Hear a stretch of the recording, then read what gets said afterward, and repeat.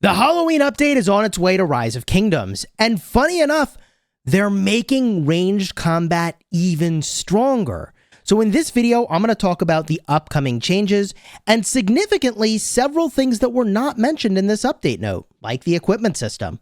Let's get started.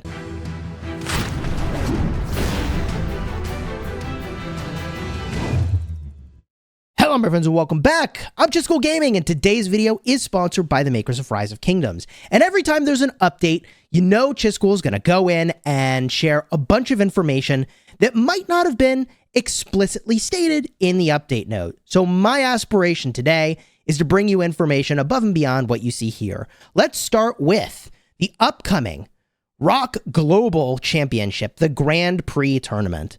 This tournament has happened in the past, and I have been a caster for it. And the Grand Prix is exciting. It puts a bunch of the top teams throughout history and current top teams against a couple community teams as well. These are teams that are selected based off of their cumulative power. So this is going to be a fun event to spectate.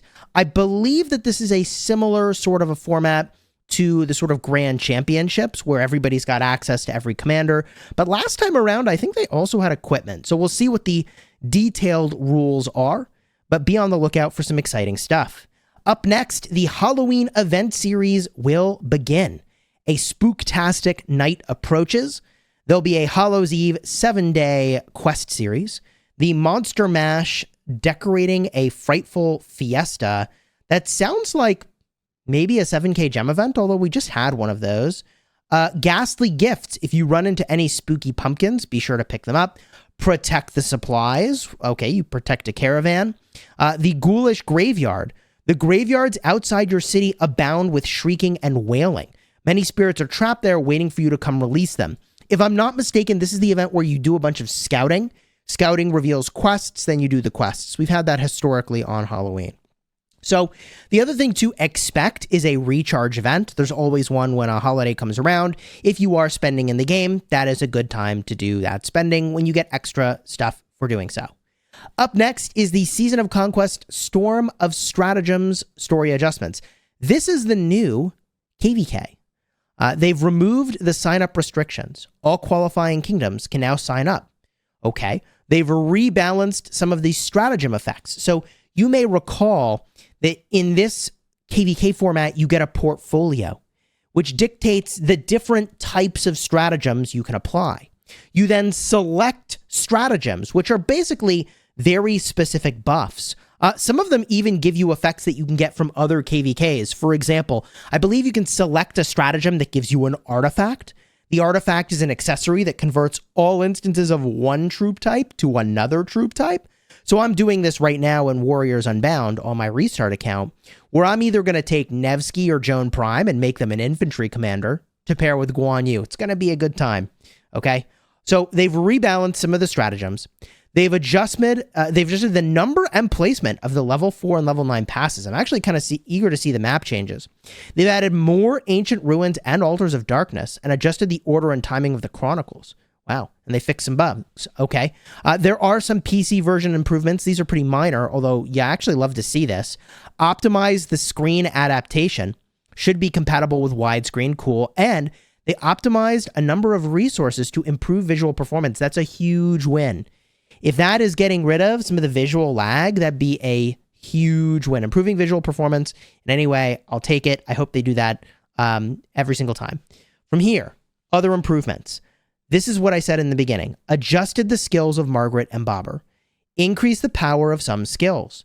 And changed the buffs so they only affect range damage, not melee damage. Now, I want to talk about this a fair amount, actually, because video over video, I have been saying that the developers are going to push ranged combat until it becomes relevant. And here they are doing that. Like, I literally predicted this many months ago. Subscribe to the channel if you haven't already for these sorts of predictions about what's coming to the game. But the thing that's weird here is there's two reasons why Margaret and Bobber might not be being sort of used as much. And let me explain it. Maybe you can even come up with three. The first reason is that you got to go craft a new set of equipment. Now, if you're talking about a fully crit legendary set of equipment, we're talking about a $10,000 plus investment. So players need to really feel very confident if they're going to go invest $10,000 worth of materials into a set of equipment. I know that sounds like a little weird, but like once you factor in crits and all the things that go into it, I'm really shooting from the hip on that one. But the sort of equipment rushing to make that march relevant compared to marches you've already get set up is a big deal. In fact, players who already have 7 legendary sets of equipment, like why they're not going to go make more equipment. In fact, the one thing that's not going to be mentioned in this update is the upcoming changes to the equipment system. So one reason why players might not be using Margaret and Bobber is because they don't have the equipment and because you can't refund your legendary equipment in order to move into something new. So that's like a whole category of people that it's too expensive for them to consider it. The next reason might be the power level of the commanders, which is being addressed here. Is it not hitting hard enough? Is that why people aren't doing ranged combat? The next reason is it not synergistic or fun enough with the way you already play the game? And I will argue it's like a totally different style of gameplay that could be a reason why, even if they make it stronger and stronger and stronger, people still won't do it. And it's this reason that actually makes me a little bit concerned for power boosts to Margaret and Bobber. And let me explain. The developers could decide to push ranged combat until it's so powerful we can't ignore it. But if it's not actually the way people want to play the game, if it's not actually fun, that's going to be a big problem, right? Because people are going to be forced to do it, but not enjoy doing it. So I don't know what the answer is for ranged combat. I think it was based off of the sort of power-up Heroic Anthem version of KvK where they did ranged combat. And I don't even know if that's a version of format that you can still queue up for, a KvK format you can still queue for. But anyways, so I am unsurprised to see Margaret and Bobber get stronger, but I'll just sort of leave that question hanging of at what point do we look at the ranged combat and go, maybe the reason people aren't using it is like, it's just too different from the way that the rest of open field goes. I don't know. And yeah, let's go to the next thing here, which is that they fixed a bug with William's expertise skill, Judgment Day, where the number of surrounding troops used in the skills calculation could exceed the limit. I don't know how you would have done that, but okay. You get a damage multiplier based on the enemy being surrounded, and it's not supposed to go beyond a certain amount. So depending on how common this situation was, we may see a decrease to William's damage. That could be meaningful, although I have a suspicion that William is still going to absolutely slap. From here, armament improvements. When you acquire multiple new armaments at once, there's now an option to bulk recycle. That's definitely cool. I've always felt like it would be nice if I didn't have to look at my armaments twice when I'm like, oh, this is trash. I just would like to recycle this now.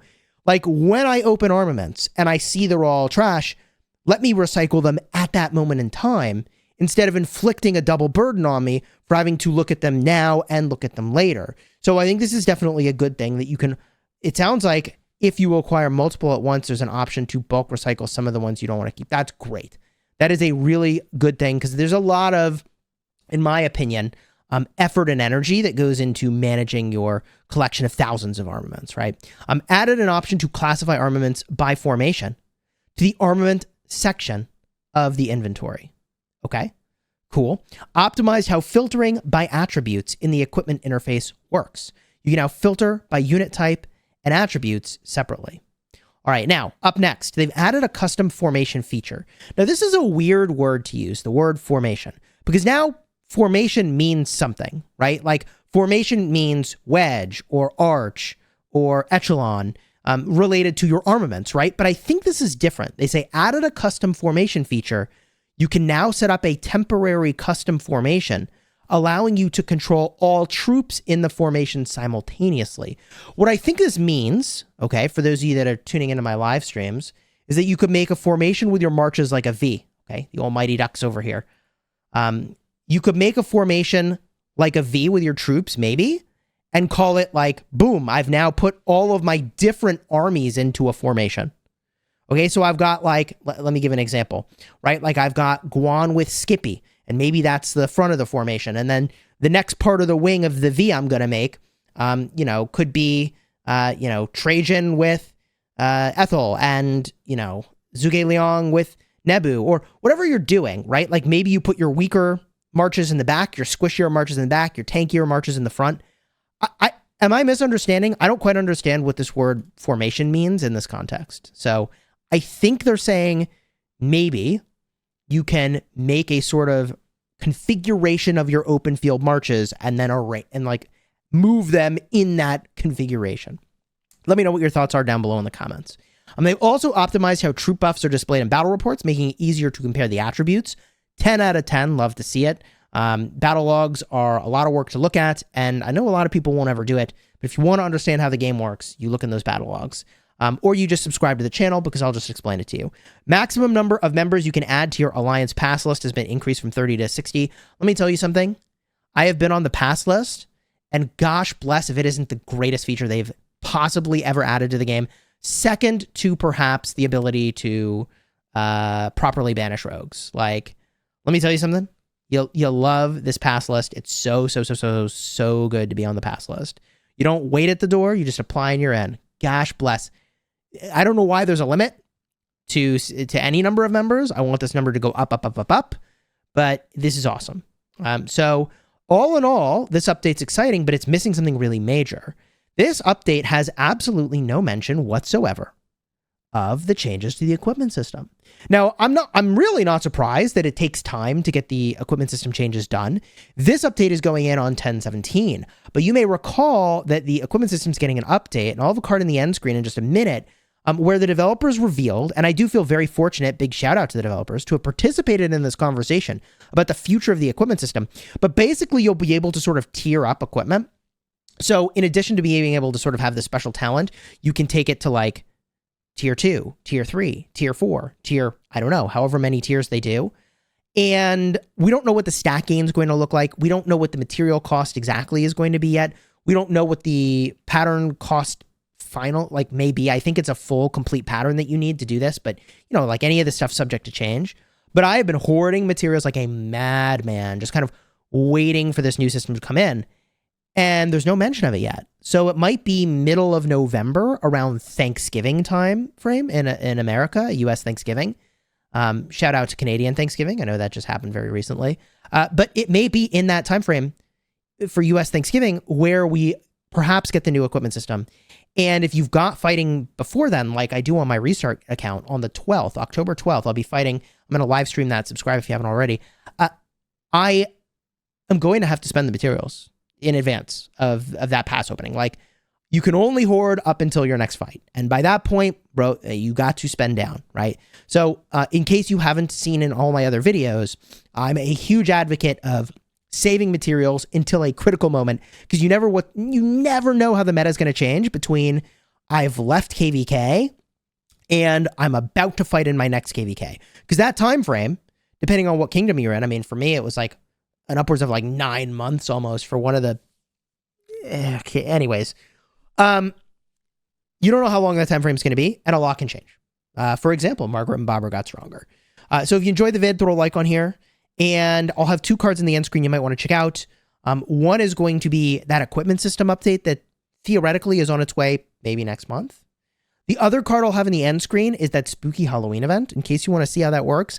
I think this is the same event, but I'm not sure. Card will be in the end screen. I hope you check it out.